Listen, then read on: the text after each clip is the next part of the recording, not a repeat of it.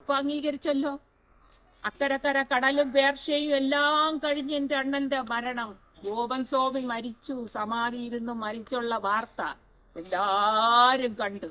അവര് പറഞ്ഞത് സത്യമാണെന്ന് കണ്ടു. ഇനി ഇതിൽ കൂടുതലൊന്നും പറയാനില്ല. വലിയ തോതിൽ ചർച്ച ചെയ്തു. എന്നാൽ ഇതിനെ മുതലെടുത്ത കുറെ ആളുകളെങ്കിലും നമുക്കിടയിലുണ്ട്.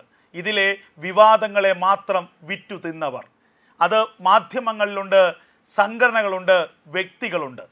ഈ വേദനിക്കുന്ന കുടുംബങ്ങളുടെ വേദന എന്ത് എന്ന് തിരിച്ചറിയാതെ അതിൽ പോലും ആത്മരതി കണ്ടെത്തിയവർ, അതിനെപ്പോലും ഹാസ്യാത്മകമായി അവതരിപ്പിച്ചുകൊണ്ട് അതിൽ നിന്ന് നേട്ടം കൊയ്തവർ.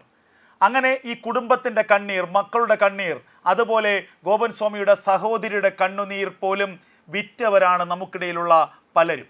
എന്തായാലും ആ ഗോപൻ സ്വാമിയുടെ സഹോദരി ഇപ്പോൾ മനസ്സുറക്കുകയാണ്.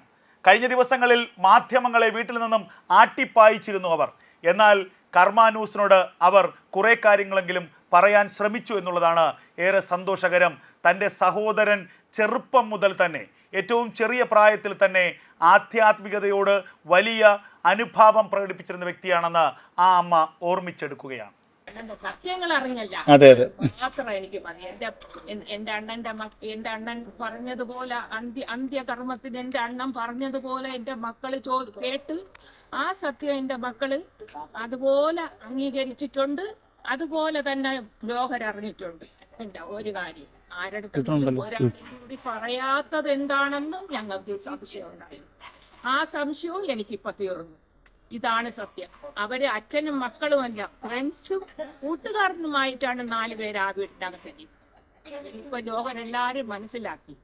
എനിക്കിനി പറയാൻ നാളുകളുണ്ട്. പണ്ട് ഇദ്ദേഹം മരുത്തുമല പോകുമായിരുന്നു. മരുത്തുമലയിൽ എന്റെ അണ്ണൻ പോകുമായിരുന്നു.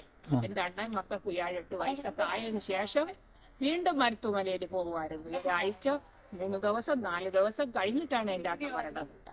അപ്പോഴൊക്കെയും ഭാര്യയും ഭർത്താവും 35 വർഷമായി പച്ചക്കറിയിലേക്ക് അവര് പോയത് കുടുംബമായിട്ട്. അവര് മത്സ്യവും ഇറച്ചി മുട്ട ഇതൊന്നും കഴിച്ചു മാറിയിട്ട് 35 വർഷമായി. അവര് ശിവനെ പ്രാർത്ഥിച്ച് ജീവിക്കുന്ന ഒരു കുടുംബമാണ്. ആ സത്യം ഇത് ശിവൻ കാണിച്ചു കൊടുക്കുകയും ചെയ്തു.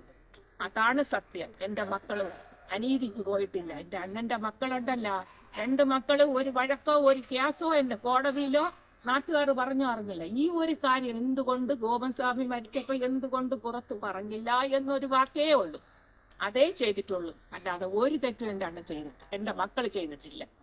എന്റെ അണ്ണന്റെ ഹൃദയം അത്ര ശുദ്ധിയുള്ളതാണ്. അതുപോലെ തന്നെ അവന് ജനിച്ച മക്കൾ, അതിൽ ഒരു തെറ്റില്ല. നാട്ടുകാർക്ക് ഇന്ന് ഒരു ദ്രോഹവും ചെയ്തില്ല. പക്ഷെ നാട്ടുകാർ പറഞ്ഞത് അച്ഛൻ മരിച്ചപ്പോ എന്തുകൊണ്ട് ആരെ വിളിച്ച ഒരാളിനെ കാട്ടില്ല, അത്രമേ ഉള്ളൂ. അല്ലാതെ വേറെ ഒന്നുമില്ല. എനിക്ക് പറയാനും ഒരുപാട് സന്തോഷമേ ഉള്ളൂ. അതൊന്നും ഞാൻ ഇതിൽ കൂടി മനസ്സിലാക്കി. കുട്ടിക്കാലത്തെ മനസ്സിലാക്കി. 40 കൊല്ലം കൊണ്ട് ആശ്രമത്തിൽ പോകും. അവൻ സമാധി ആവാൻ വേണ്ടിയിട്ടാണ് അണ്ണൻ 30 വർഷമായി കല്ലറ കെട്ടിയിട്ടത്. അതിൽ ഓർത്തൂടെ?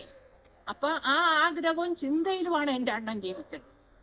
അതാണ് ഇന്ന് സഫലമായിരിക്കുന്നത്. എന്നിട്ട് ജനങ്ങൾ അംഗീകരിച്ചു. ഇപ്പൊ അംഗീകരിച്ചല്ലോ. അക്കരക്കര കടലും പേർഷ്യയും എല്ലാം കഴിഞ്ഞ് എന്റെ അണ്ണന്റെ മരണം, ഗോപൻ സ്വാമി മരിച്ചു, സമാധിയിരുന്ന് മരിച്ചുള്ള വാർത്ത എല്ലാരും കണ്ടു.